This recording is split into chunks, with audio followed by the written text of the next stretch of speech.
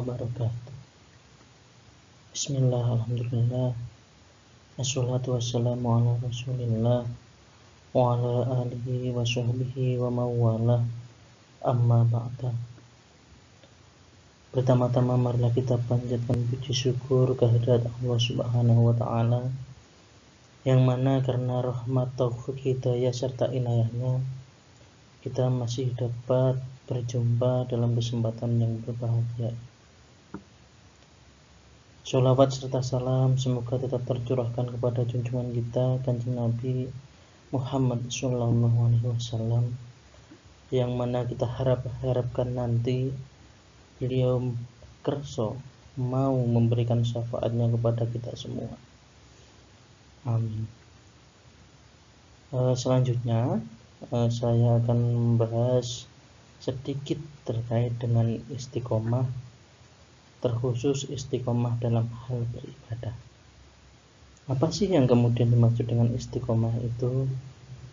Maka nanti kita akan melihat bersama-sama, menyimak bersama-sama tentang istiqomah dalam hal beribadah, baik pengertiannya, kemudian bagaimana caranya, kemudian apa saja yang bisa menyebabkan istiqomah ini menjadi kendu. Nah, ini nanti kita bahas sedikit demi sedikit. Yang pertama yaitu pengertian istiqomah. Istiqomah ini tersusun dari fi'il madhi istaqoma. Istaqoma yastaqimu istiqomatan, yang mana asalnya ini adalah koma, kemudian diikutkan wajan istaf'ala menjadi istaqomah, yang mana secara bahasa kalau kita melihat kata istiqomah ini artinya adalah teguh pendirian dan juga terus menerus. Kalau kita hanya mengacu pada bahasa, maka apapun yang dilakukan secara teguh dan juga secara terus menerus ini bisa diarahkan sebagai sebuah istiqomah, meskipun ini nanti arahnya kita tidak ke sana nih. Nah, sedangkan kalau menurut istilah, maka istiqomah ini adalah tekun dan terus menerus serta mantap dalam usaha untuk mencapai sebuah tujuan tertentu. Artinya begini, kalau kita membandingkan antara secara bahasa dan secara istilah, maka perbedaannya adalah di mantapnya. Contohlah katakanlah katakanlah si Ahmad ini tiap pagi jalan-jalan. Ini dilakukan terus menerus. Tapi ketika ditanya, kenapa kok sampean jalan-jalan pagi? Tidak tahu Pak, cuma iseng-iseng saja. Lah, meskipun ini dilakukan terus menerus, tapi kan dia tidak tahu tujuannya, tidak tahu untuk apa jalan-jalan pagi. Apakah untuk cuci mata ataukah untuk olahraga? Nah, yang demikian ini maka meskipun dilakukan terus menerus, ini tidak bisa dianggap sebagai sebuah istiqomah. Nanti kalau urusannya dengan ibadah, yang dimaksud istiqomah ini adalah terus menerus dalam melaksanakan ibadah dengan hati yang mantap. Artinya tahu syarat rukunnya, tahu tujuannya, tahu untuk apa ibadah ini, yang tidak bukan dan tidak lain tujuannya adalah untuk berbakti kepada Allah Subhanahu wa ta'ala. Terkait ibadah sendiri, nanti kita kan ada dua model ibadah. Yang pertama ibadah mahdhah, yang kedua ibadah yang ghairu mahdhah. Ibadah mahdhah adalah ibadah yang mempunyai implikasi langsung kepada Allah. Artinya kita beribadah dampaknya langsung kepada Allah, dua arah, tidak memberikan impact atau dampak lain terhadap yang lainnya. Kalau ghairu mahdhah, ini ibadah yang dilewatkan kepada makhluk meskipun tujuannya sama-sama kepada Allah, tapi ini nanti bisa memberikan dampak dan impact untuk orang-orang sekitar kita. Misal, yang termasuk ibadah mahdhah ini adalah salat, puasa. Nah, sementara yang ghairu mahdhah ini seperti zakat. Zakat ini kan ibadah. Tapi ini sifatnya ghairu mahdhuf. Artinya zakat ini bisa memberikan dampak dan impact kepada orang-orang di sekitar kita. Ini terkait pengertian dengan istiqomah, terutama dalam hal beribadah. Selanjutnya, ini ada beberapa ayat dari Al-Quran. Sebenarnya banyak sekali ayat-ayat yang membahas tentang istiqomah, tapi saya ambil ini karena menurut saya perumpamaannya, diksinya ini menarik. Bismillahirrahmanirrahim. Wala takunu kallati naqadat ghazlaha min ba'di quwwatin ankata.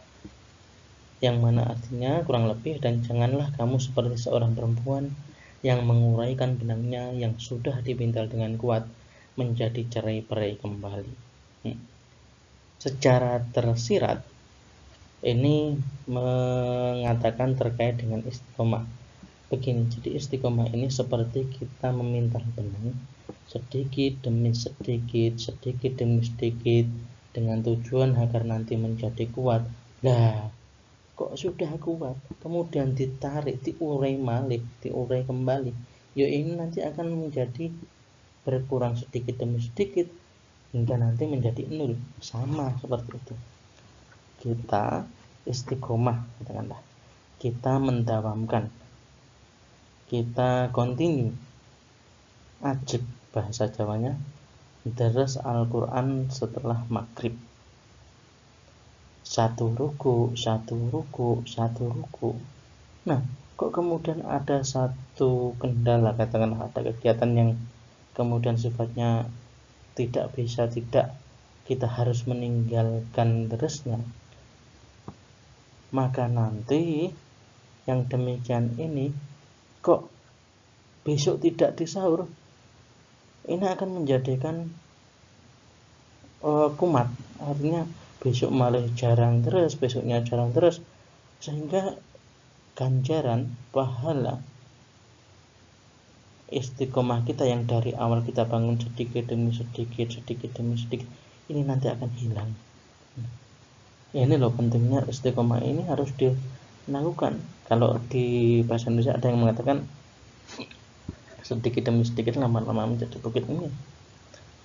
Sama halnya dosa itu tidak disebut sebagai dosa yang banyak apabila ia ditobati, tapi sebaliknya dosa kecil itu bisa disebut sebagai dosa yang banyak apabila ia dilakukan sedikit demi sedikit tapi terus menerus dan tanpa ditobati. Nah, yang kedua ini adalah hadis istaqimu walan tuhsyu, yang kurang lebih artinya istiqomahlah dan janganlah kalian menghitung amal kebaikan kalian. Ya, ini nanti ada beberapa perbedaan pendapat terkait kata walan tuhsyu. Ada yang mengartikan dan janganlah kalian menghitung amal baik kalian, ada yang mengartikan dan kalian tidak akan bisa istiqomah dengan sempurna. Contohnya, kadang kita itu terlalu perhitungan, mau ibadah sedikit, mengistiqomahkan wirid sedikit, alasannya sudah banyak ganjaran, sudah banyak pahala, sehingga enggak mau untuk menambah pahala-pahala yang ada.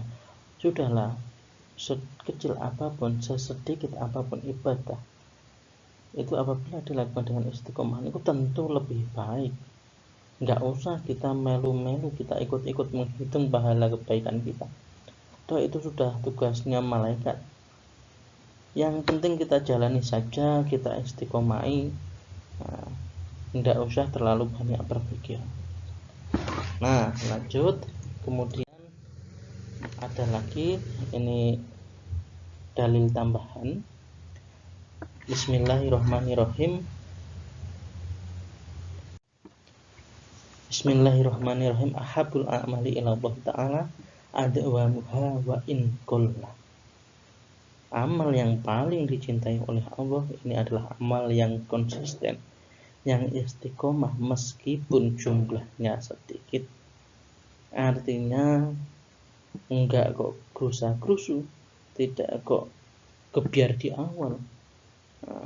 Contoh itu tadilah, orang ini nilai plusnya ketika misalnya seseorang ini Kalau kita ngomong Senin Kemis, ya, nilai plusnya adalah, oh si A ini sudah Senin Kemis 3 tahunan loh. Nah ini namanya kan istiqomahnya kemudian membawa suatu nilai lebih.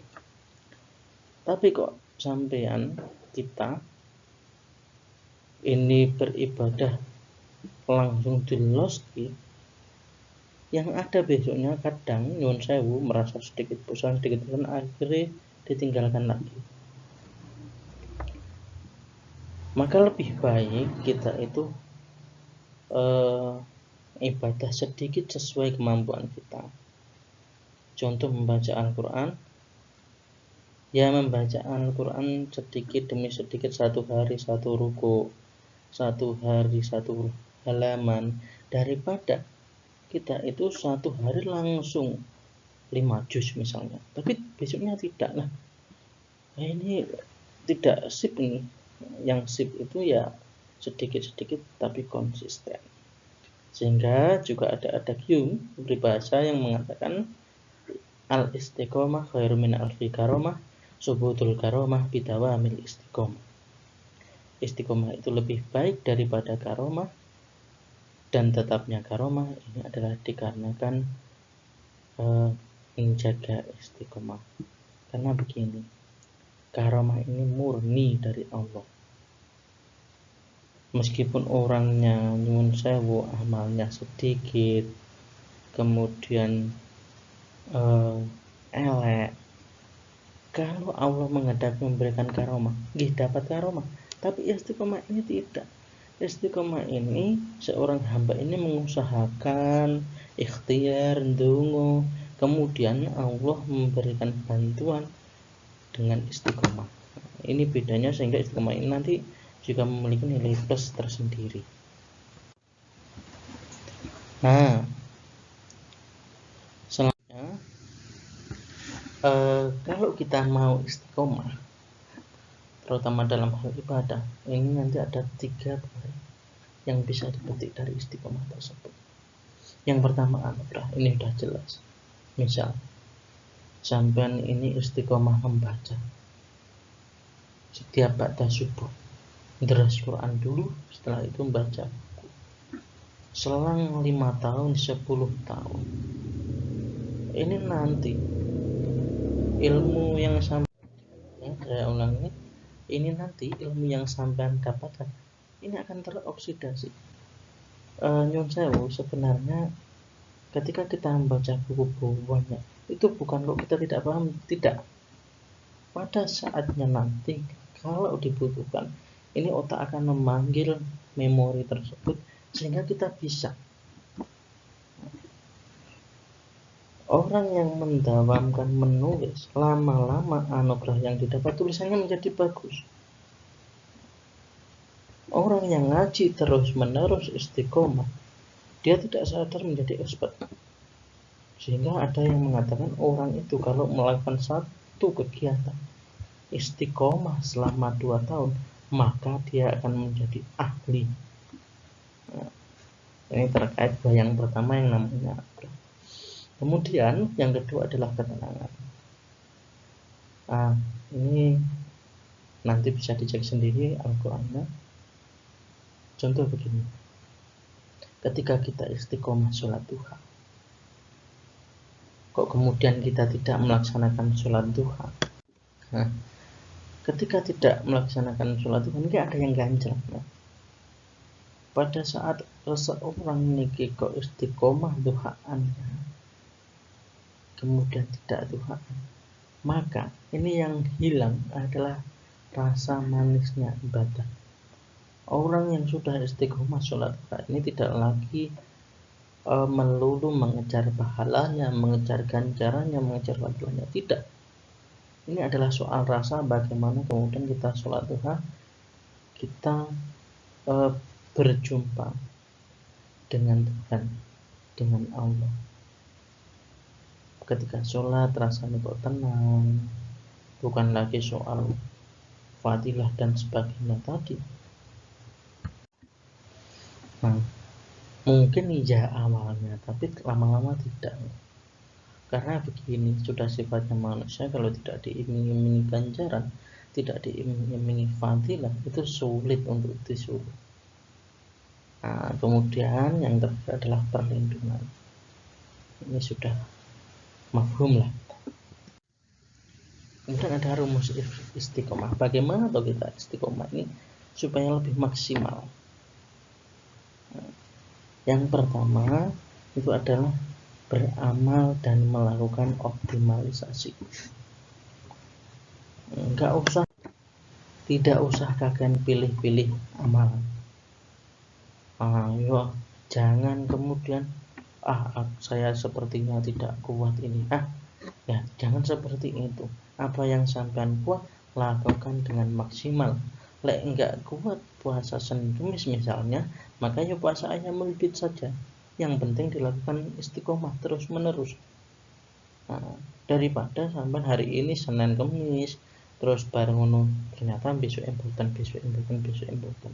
Atau puasa moro-moro daud 1 minggu setelah itu tidak lagi. Nah, ini kurang sip. Yang lebih sip apa yang sampean mampu, apa yang kita mampu kemudian dimaksimalkan. Yang kedua, ini adalah moderat, tidak kurang tidak lebih. Jadi kembali kepada yang awal tadi, kita yang tahu kemampuan kita. Tidak usah kemudian mengambil wiritan, mengambil ibadah, mengambil amalan yang sebenarnya berat, kemudian sampai laksanakan ternyata tidak bisa istiqomah. Jangan. Di awal kita harus bisa mengukur kemampuan diri kita sendiri. Kemampuan kita seberapa, bisa diistiqomahi apakah tidak. Nah, kemudian yang terakhir adalah ilmu, karena tentu kita itu kalau istiqomah ya itu harus tahu ilmunya. Pengen istiqomah sholat duha tapi tidak bisa sholat duha, istiqomah apanya? Jadi kudu diketahui dulu amalannya, ibadahnya apa yang akan diistiqomahi, kemudian diistiqomahi. Nah, selanjutnya kita juga harus paham istiqomah ini tidak ujuk-ujuk bisa, ada alurnya, ada prosesnya. Kalau menurut Syekh Ali At-Taqok, yang pertama adalah takwim, menundukkan hawa nafsu, dibersihkan dulu hatinya. Karena bagaimanapun kebaikan yang diwadahi keburukan ini akan tercampur, tidak akan bisa maksimal. Kemudian kalau sudah benar-benar bersih hatinya, niatnya ditoto, kemudian iqomah. Iqomah ini adalah menjalankan sedikit demi sedikit dengan tentu memperhatikan syarat, rukun dan lain sebagainya, sehingga sesuatu yang dilakukan terus menerus dengan kemantapan hati ini nanti akan membuahkan istiqomah. Nah, selanjutnya bagaimana kita membangun istiqomah, keistiqomahan? Ada tiga langkah. Yang pertama kita harus punya habit, membangun habit, kemudian membuat rencana, kemudian membuat strategi. Bagaimana membangun habit, membangun kebiasaan yang baik? Yang pertama tentu adalah penguasaan diri. Kalau kita tidak menguasai diri sendiri ya sulit. Pikiran kita pengen sholat duha, tapi badannya tidak mau. Diniati saja, bismillah niat ingsun soal. Nah, kemudian kedua harus sabar. Sabar itu kunci. Tidak ada sesuatu yang instan. Mie instan saja perlu digodok ya. Nah, yang ketiga adalah berani. Tidak terlalu banyak berpikir nanti kalau gini gimana, kalau gini gimana, kalau gini. Enggak usah, apa yang pengen sampai istiqomah langsung budalkan. Kemudian juga tidak menunda, artinya langsung satset begitu saja. Dan juga optimis. Bisa. Nah, kedua harus punya rencana. Untuk membuat rencana tentu kita butuh ilmunya. bagaimana kita mengatur ini nanti tak laksanakan jam sekian dengan durasi sekian. Nah, kira-kira bisa tidak? Nah, kemudian yang kedua ada target spesifik dan realistik. Jadi orang itu tidak usah muluk-muluk, baru kenal sufi, baru kenal tasawuf, kemudian wah saya kok pengen wahdatul wujud ya. Nah, tidak bisa seperti itu. Yang spesifik sajalah. Saya pengen Senin Kemis istiqomah, dan realistik. Yuk, targetnya yang memang yang bisa dilakukan. Kalau tidak bisa, untuk apa ditargetkan? Malah membuat hati dan pikiran capek nanti. Kemudian percaya diri, kemudian schedule, dan juga reminder. Artinya kita punya jadwal. Oh ini waktunya deres, yun deres. Jadi schedule dan reminder itu penting untuk mengingatkan kita bahwa istiqomah ini harus terus berlanjut.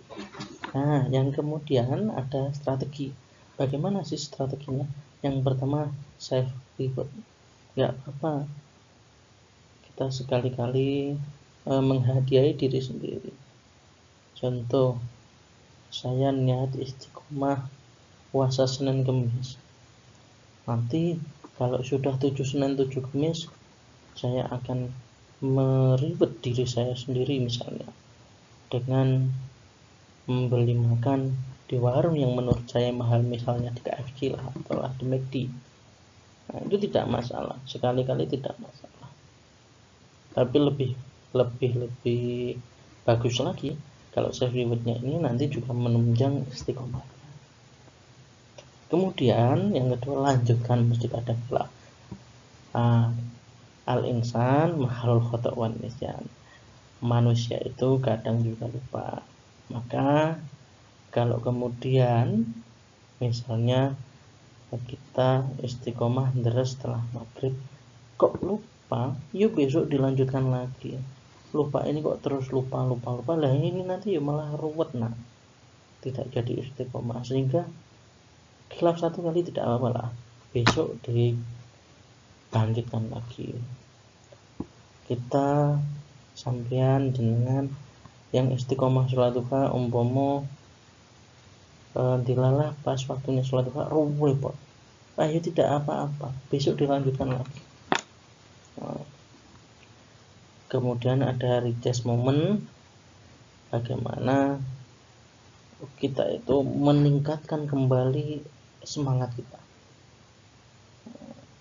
Kemudian singkirkan pikiran buruk dan hindari pengaruh buruk. Ini jelas. Kalau jenengan adalah orang-orang yang mendapamkan mengistiqomahkan terus setelah maghrib, ya dijauhi televisi, dijauhi keluarga yang nonton sinetron. Artinya jangan tidak usah ikut-ikut nimbrung cangkruk. Yang penting kita terus dulu. Nah, ini bagaimana kok kita kalau sudah punya motivasi ini dijaga untuk kemudian istiqomahnya supaya bisa stabil. Yang pertama adalah set goals. Tujuannya jelas. Sampean pengen terus setelah maghrib, tujuannya apa? 1 tahun khatam 2 kali misalnya, atau supaya saya membaca Qurannya lebih lancar. Nah, ini kudu jelas. Kalau saya iseng-iseng saja Pak, daripada gabut, nah ini tidak jelas. Zaman bangun pagi apa tujuannya? Sholat subuh berjamaah, Pak, istiqomah. Nah ini jelas. Zaman kenapa bangun pagi? Saya daripada tidak bisa tidur Pak, saya mau jalan-jalan, lihat-lihat cewek lah. Ini ruwet nanti malihan. Kemudian stay fokus. Istiqomah ini membutuhkan fokus yang ekstra, tidak bisa ikli-ikli. Kemudian ada yang ketiga, don't procrastinate. Jangan menunda-nunda. Saya mau istiqomah puasa Senin Kemis, tapi besok saja kalau UASnya sudah selesai. UAS sudah selesai, kemudian proposal tesis. Saya besok saja Pak, ini masih mikir tesis, tesis selesai, kemudian mikir yang lain-lain, sehingga nanti akan ruwet. Sebaik-baik pekerjaan itu dilakukan sat-set, kemudian share goal. Tidak apa-apa kita share goal, sehingga nanti kalau kita katakanlah mendawamkan, mengistiqomahkan nulis setelah subuh, dan kita bilang kepada teman kita, kalau kita kok kemudian lupa mau makan tidur, ya pasti teman kita akan enggak, jarine nulis, katanya mau nulis kok malah mapan. Nah, ini penting, alarm. Kemudian stay positif, selalu berpikir positif, dan yang terakhir adalah self reward tadi. Boosternya biar istiqomah kita itu banter, bos, yang pertama tentu ilmu. Istiqomah tanpa ilmu ini ya sulit. Kemudian ikhlas, kemudian warok ini menjauhi hal-hal yang tidak jelas halal haramnya, apa meneh yang haram. Kemudian qanaah, kemudian mujahadah.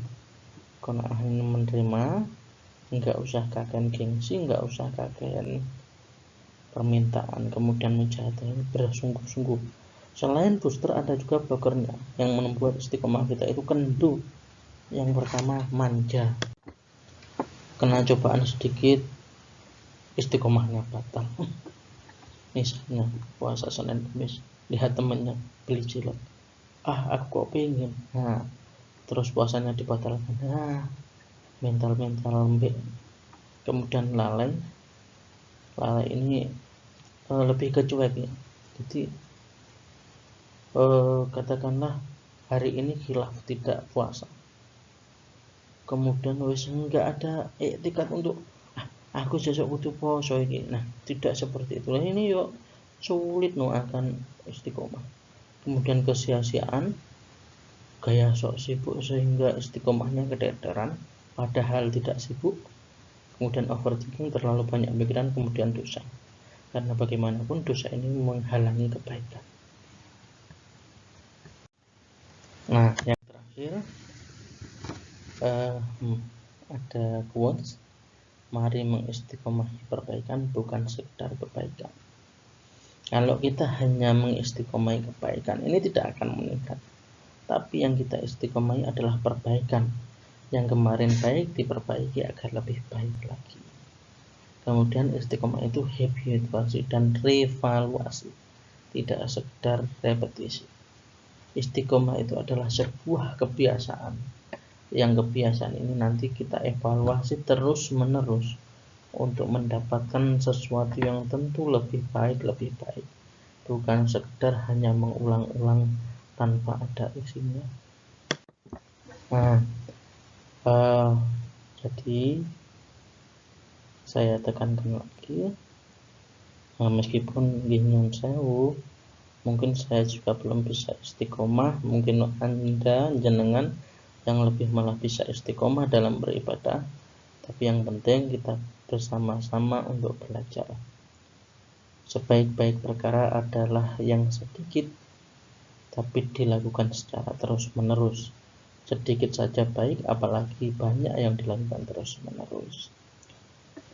Nah, demikian yang bisa kami sampaikan. Semoga apa yang kami sampaikan diiringi oleh hidayah dan ma'unah dari Allah, sehingga kita senantiasa bisa istiqomah dalam melaksanakan segala kewajiban, melaksanakan segala kebaikan, dan menjauhi segala larangan Allah. Wallahu a'lam bishawab, wallahul muwaffiq ila aqwamit thoriq. Wassalamualaikum warahmatullahi wabarakatuh.